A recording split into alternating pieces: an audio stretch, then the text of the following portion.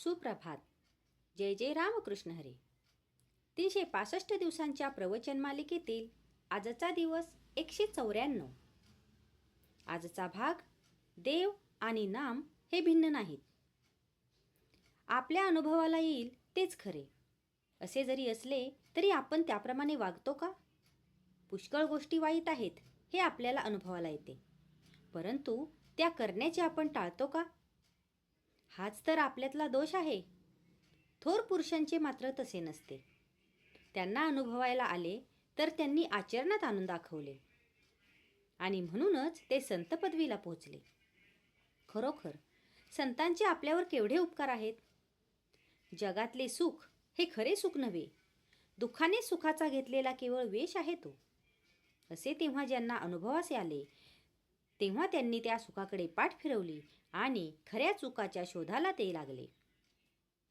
परमेश्वर प्राप्तीमध्ये खरे सुख आहे असे त्यांना आढळून आले आणि त्या प्राप्तीचा अगदी सोपा मार्ग म्हणजे ईश्वराचे नामस्मरण. हेच वेदकाळापासून ते आत्तापर्यंत सर्व साधुसंतांनी अनुभव घेऊन सांगितलेले आहे. सद्गुरूकडून मिळालेले ईश्वराचे नाम प्रेमाने, भक्तीने आणि एकाग्रतेने घेतले तर परमेश्वर आपल्याजवळ येऊन उभा राहतो, असा सर्व संतांनी आपला अनुभव अगदी कंठ भावनेने सांगितला आहे. आपण तसे नाम घेतो का? नामाकरिता नाम आपण घेतो का? का मनात काही इच्छा वासना ठेवून घेतो? कोणतीही वृत्ती मनामध्ये उठू न देता जर नामस्मरण केले तर देव काही लांब नाही. देव आणि नाम ही दोन्ही भिन्न नाहीतच. नाम म्हणजे देव आणि देव म्हणजेच नाम. नाम एकदा का मुखात आले म्हणजे देव हातात आलाच. मुले पतंग उडवितात. पतंग इतका आकाशात उंच जातो की तो दिसेनासा होतो. तरीही तो पतंग उडविणारा म्हणतो, माझ्या हातात आहे पतंग. कारण पतंगाचा दोरा त्याच्या हातात असतो. जोपर्यंत अखंड नामस्मरणाची दोरी आपल्या हातात आहे तोपर्यंत परमेश्वर आपल्या हातात आहे आणि ती दोरी सुटली की परमेश्वर देखील सुटला. आपल्या नामस्मरणाला एका गोष्टीची अत्यंत जरुरी आहे. आपल्या जीवनामध्ये परमेश्वरा वाचून नडते असे जोपर्यंत आपल्याला वाटत नाही तोपर्यंत आपले नामस्मरण खरे नव्हे.